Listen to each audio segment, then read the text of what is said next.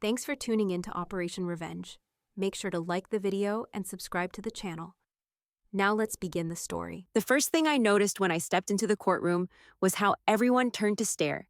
It wasn't just a glance. It was the kind of look that makes your stomach twist, like they had already decided who I was and what I'd done. I kept my head high, but my hands were shaking. My name is Marina Kane. I'm 34 years old, and until last year, I was a firefighter in Portland, Oregon. Today, I stood facing my mother and my sister, Adele, while they tried to tear apart the last piece of dignity I had left. The fight over my father's estate had dragged us here. I never wanted his house or his money. I just wanted to honor what he told me during his final weeks. But Adele wanted everything, and my mother, well, she hadn't looked me in the eye in years. She manipulated Dad when he was sick. Adele's voice cut through the courtroom. She came back just to get her hands on his property. She's not a hero. She's a fraud. I kept my jaw tight, my eyes fixed on a spot on the wall. It wasn't the first time she'd said something like that, but hearing it out loud, in front of strangers, felt like being doused with ice water. Then my mother stood.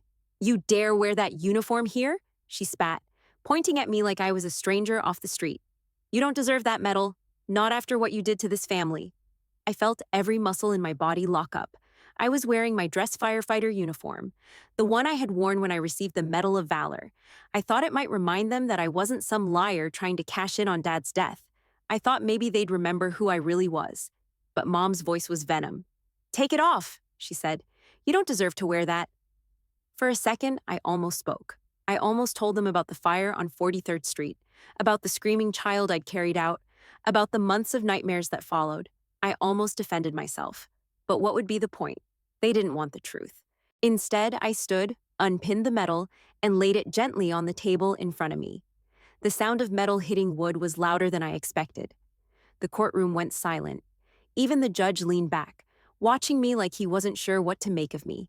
I didn't look at Adele or Mom. I just kept my gaze on the medal, thinking about how Dad's hand had once rested on my shoulder when I got it. The whispers started in the audience, little gasps and murmurs, like I was some kind of con artist caught in the act. But I said nothing. Let them think what they wanted. I wasn't here to win their approval. The truth always has a way of surfacing, and when it did, I wanted my silence to speak louder than any argument could. 6 months before that courtroom scene, I was standing on my father's porch with a duffel bag slung over my shoulder, staring at the house I grew up in. It looked smaller than I remembered. The paint chipped along the window frames. Dad had suffered a stroke the week before, and I had left everything behind. My apartment in Portland, my job prospects, my routine, to come home to Rainier, Washington. When I stepped inside, the first thing I noticed was how quiet the house was. Too quiet. Mom's voice didn't greet me. She was upstairs, avoiding me the way she always did when things got hard. I found Dad in the living room, sitting in his recliner, his left hand trembling slightly on the armrest. He looked up at me with tired eyes, the same gray-blue eyes I had inherited. "Hi, Dad," I said softly, kneeling down beside him.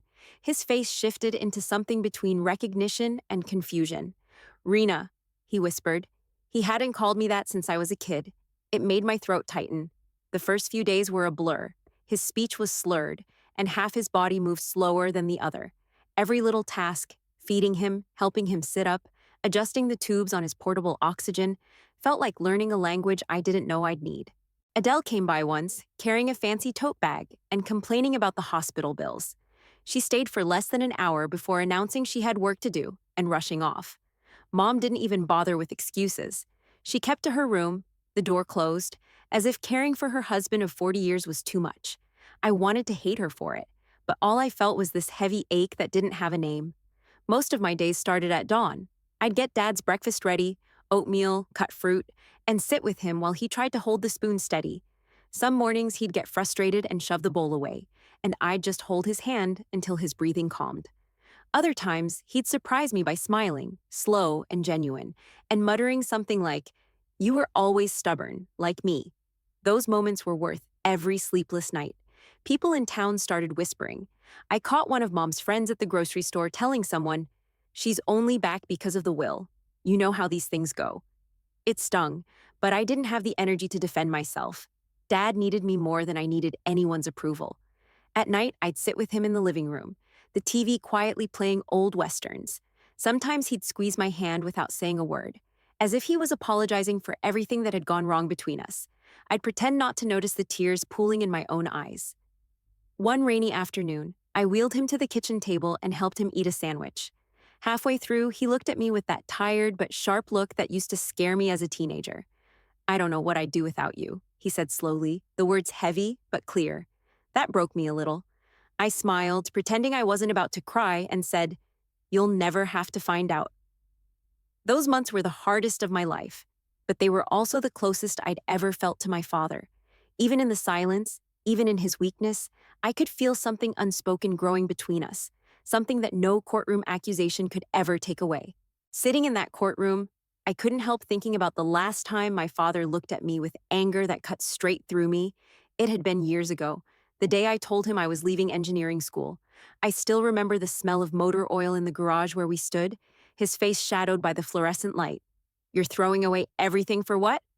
Running into burning buildings?" he said, his voice shaking with rage. I was 20 then, stubborn and stupidly certain of my own path. "I don't want to spend my life at a desk, Dad. I need something real. I want to be a firefighter." He stepped closer, and before I realized what was happening, his hand cracked across my face. The sting of it wasn't as bad as the look in his eyes, a mix of disappointment and betrayal. "You are a disgrace," he said. "I built this life so you wouldn't have to risk yours. And this is how you thank me?" I stood there, frozen. Mom was in the kitchen, just a few feet away. She didn't say a word. I wanted her to step in, to tell him I wasn't a disappointment, but the silence from her side of the wall was deafening. I left that night with a single backpack and the number for a fire academy recruiter. The first year was brutal. I wasn't the strongest or the fastest, but I refused to quit. I learned how to run into a building full of smoke without thinking twice, how to hold my breath while dragging someone heavier than me, how to block out the screams and focus on the one voice that needed saving. The first real fire I fought nearly killed me. A warehouse blaze, heat so intense it felt like my skin was cooking through my gear. We lost a man that night, a rookie, barely 19. When we came out and the air was finally clear, no one said anything for a long time. That silence, that weight of what we'd seen, stayed with me. It taught me that sometimes words don't matter, actions do. Over the years, I stopped reaching out to my father. I told myself it was because I didn't need his approval, but the truth is, I was afraid of hearing that same disappointment again. I won medals, saved lives, and yet none of it seemed like it would ever be enough for him. And now, here I was, in this courtroom, his uniform on my shoulders and his name being dragged through the mud by my own family. The sting of that old slap was still there, but so was the stubbornness he'd always hated. I stayed silent because I finally understood something. Silence wasn't weakness. Sometimes silence meant strength. The next piece of evidence Adele presented felt like a knife sliding between my ribs. She stood confidently, her eyes flashing with the satisfaction of someone who thought she had me cornered. "Your Honor, I have a video that speaks for itself," she said, her voice sugary but sharp. The screen flickered to life, and there I was, sitting across from Dad at the kitchen table. My voice raised, my face tense. Adele had trimmed the footage perfectly. Me arguing, Dad looking weary and quiet. To anyone watching, it looked like I was scolding a dying man. "She berated him," Adele announced. "She disrespected him, even when he could barely speak. She only came home to take control." I heard the murmurs start behind me, the whispers of strangers who didn't know me but were eager to pass judgment. My mother covered her face with one hand, peeking through her fingers as if she were watching a tragedy unfold. Then she sighed dramatically, as if the video confirmed everything she'd been saying all along. "Look at how she talks to him," Mom said, voice trembling just enough for the gallery to pity her. "My poor husband deserved better than this." I didn't move. I didn't speak. My lawyer, a soft-spoken woman named Jane, leaned toward me. "Marina, we can object. That video's edited. It's obvious. We can request the raw footage and prove this is misleading." But I shook my head. "Not yet," I whispered. I wasn't going to beg strangers to see me as good. They'd already made up their minds. While everyone else watched that fabricated narrative, I remembered the real conversation. It had been late in the evening. Dad slumped at the kitchen table, frustrated that his hand wouldn't stop shaking when he tried to sign a form. I'd raised my voice, not at him, but at the situation, at the unfairness of it all. "You don't have to do this, Dad," I'd said. "Stop worrying about paperwork. I'm here. I'll handle it." He had sighed, the weight of years in that sound, and then, after a pause, his tone softened. "Rena," he said, "I used to think I was tough. I thought you were throwing your life away when you joined the fire department. I was wrong. You've been stronger than I'll ever be." None of that was in Adele's video. Jane nudged me again, her voice low. "They're painting you as cruel. If we don't challenge this, it'll stick." I stared straight ahead at the judge's bench, my medal still lying on the table like an unspoken argument. "The truth doesn't need me to defend it," I said quietly. I wasn't going to put on a show for them. Not for Adele, not for anyone. I let the silence fill the room instead, because I knew, eventually, the truth would break through all of Adele's edits. The judge called for the next witness, and I wasn't expecting anyone. Jane hadn't mentioned it, but when the courtroom doors opened and Chief Harrison walked in, I felt my chest tighten. He was wearing his old dress blues, the uniform pressed, the badge gleaming despite its age. His leg dragged slightly as he walked, a limp I knew all too well.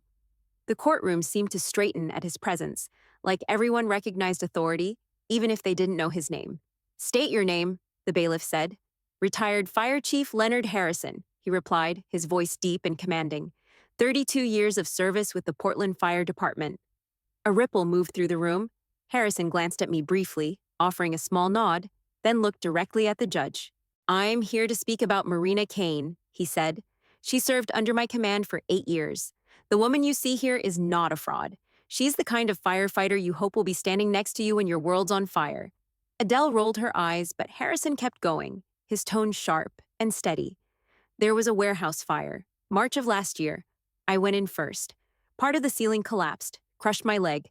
I told everyone to get out, but Marina refused to leave me behind." He looked around the room, letting the silence build. "She carried me on her shoulders for 2 flights of stairs while fire tore through the building. I told her I was dead weight. She said, 'Not on my watch, Chief.'" His voice softened for a moment.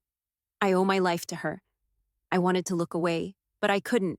I remembered that day, the smell of burning chemicals, the weight of him on my back, the terror I didn't let myself feel until after we made it out. I hadn't expected him to share that story here.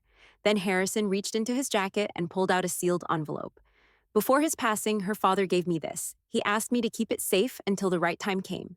He handed it to the judge, who opened it carefully. Jane leaned toward me, whispering, "Did you know about this?" I shook my head. My father's handwriting was unmistakable on the letterhead. The judge skimmed the document, then read aloud, "This is to recommend Marina Kane for the Medal of Valor. As her father and as someone who spent a lifetime building ships, I know what courage looks like. She's my pride, even when I couldn't find the words to say it." The room went silent. My mother's face went pale. She reached for Adele's arm, but my sister looked frozen, her expression unreadable.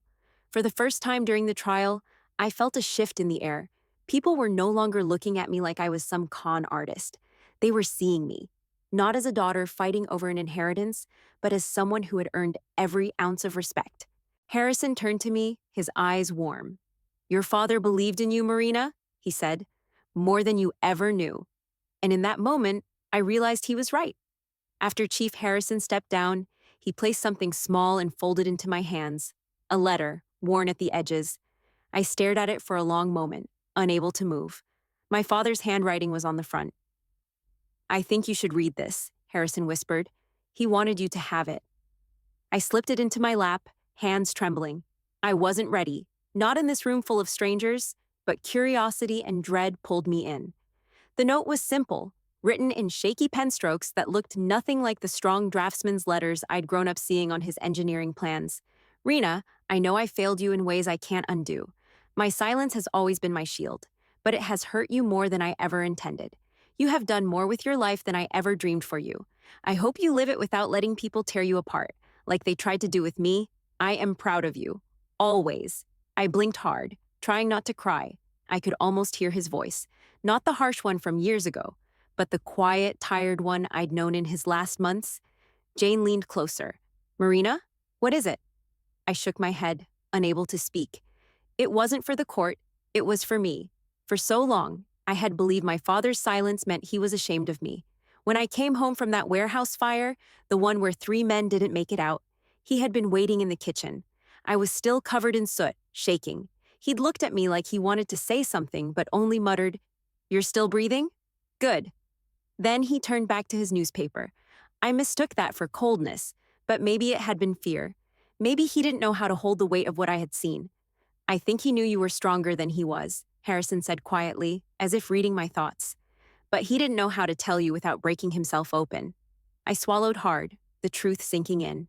My father had lived his whole life worrying about appearances, about holding his family together with silence and grit. Now I understood. He wasn't afraid of my failure. He was afraid that the world, with all its judgment and cruelty, would destroy me the way it nearly destroyed him. I folded the letter and placed it over my medal.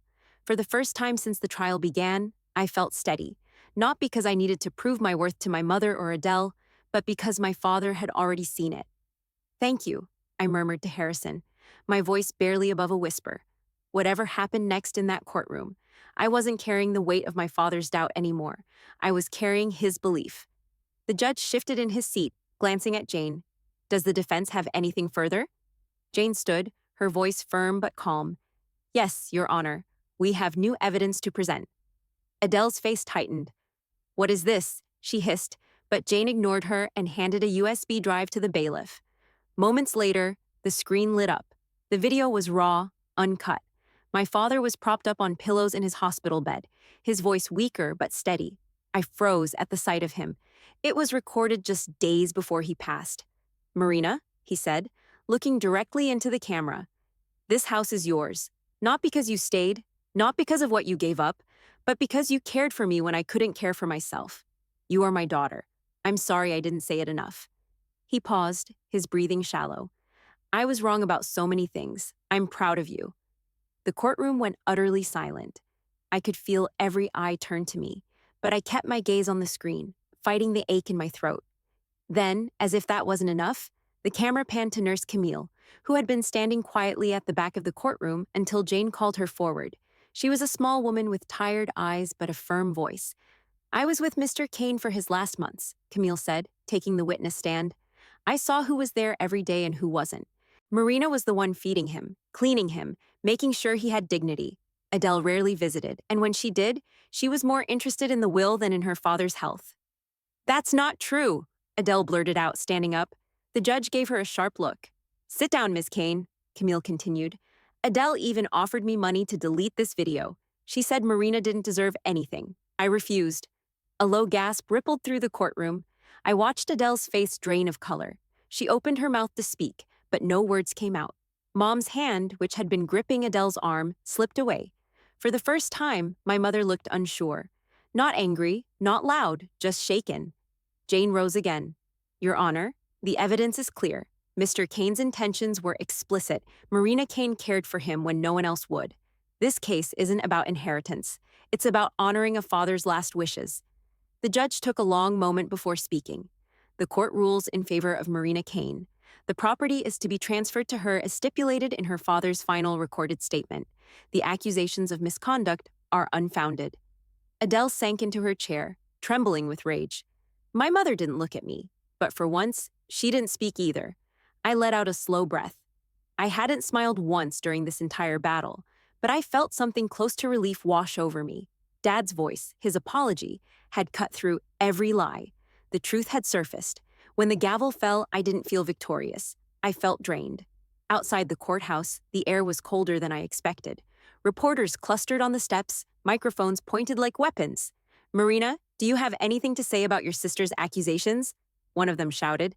I kept walking. Jane shielded me from the crowd, muttering something about statements and press releases, but I wasn't interested in defending myself in sound bites. I had spent months letting other people shape the narrative. I wasn't about to join their circus now. Adele was already at the bottom of the stairs, giving an impromptu interview. Her face was streaked with tears, but I knew that act. The same performance I'd watched her perfect at school, plays and job interviews. She calls it love, she said to the cameras, her voice cracking just enough to sound genuine. But all I saw was someone trying to control Dad's legacy. I'm just trying to honor him. This isn't betrayal. This is responsibility. Her words didn't touch me, not anymore. As I passed the crowd, something unexpected happened. A man in a veteran's cap stepped out of the line of bystanders. He didn't say a word. He just raised his hand and gave me a silent salute. I stopped, startled. Then another person, a woman in a faded fire department hoodie, followed his gesture, pressing a hand over her heart. A ripple went through the crowd. No words, no cameras, just quiet recognition. For the first time in months, I felt something other than exhaustion.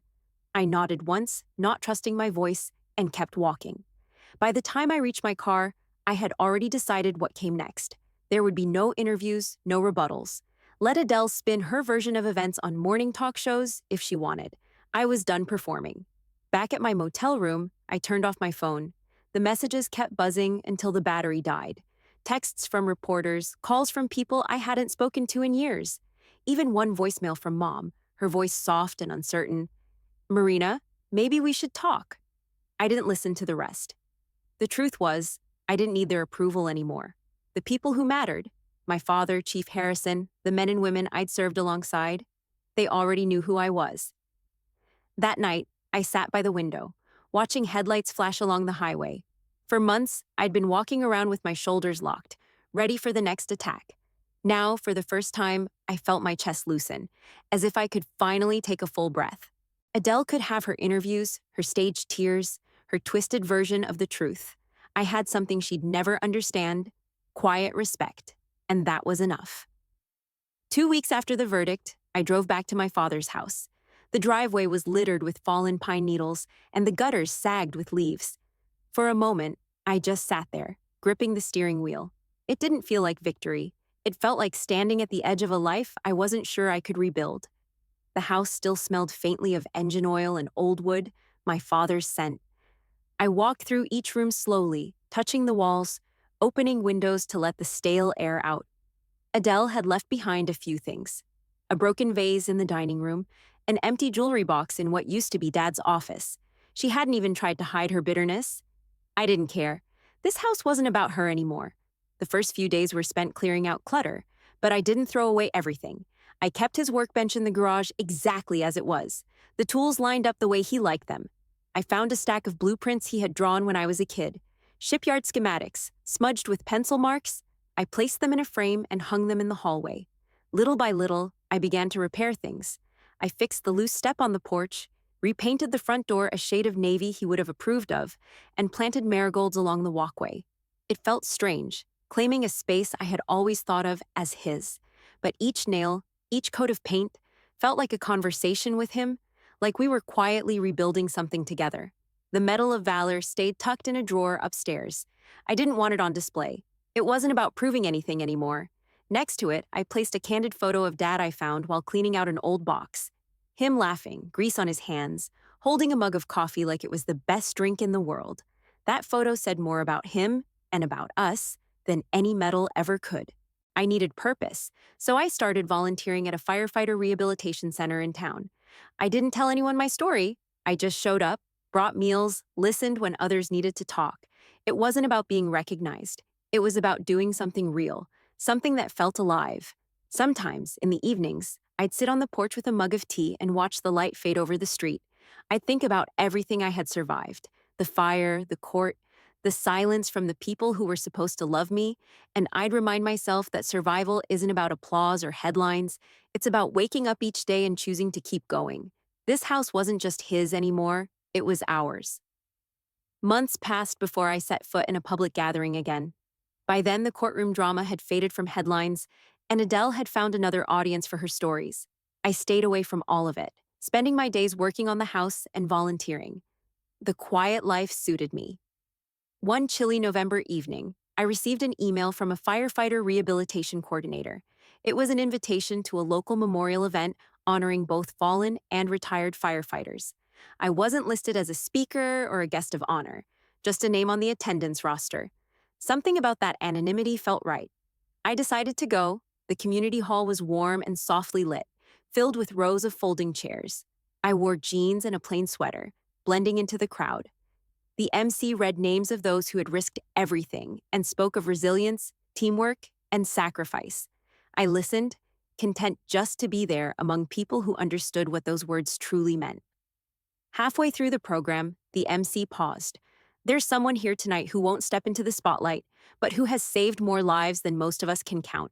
She's spent her life quietly serving others. And even now, She mentors injured firefighters without asking for recognition. Marina Kane, would you stand? For a second, I froze. The room turned, faces searching. I rose slowly, my heart thudding in my chest. I didn't know what to do with my hands, so I tucked them into my pockets. There was no applause. Instead, the entire room stood in silence. A deep, quiet respect filled the air, far more powerful than clapping. Someone near the front, a firefighter I barely knew, gave a subtle nod, the kind that said, "We see you." I felt the weight of the medal in my pocket. I carried it everywhere now, not as a trophy, but as a reminder of my father's belief in me. I closed my hand around it and whispered, almost to myself, "You were right, Dad. I don't need to prove anything anymore." After the ceremony, I slipped out before anyone could stop me. The cold air outside bit at my cheeks, but I felt lighter than I had in years. No cameras, no accusations, no need to explain my story. Just the simple knowledge that the people who mattered, the ones who truly understood sacrifice, had given me a moment of silent acknowledgement.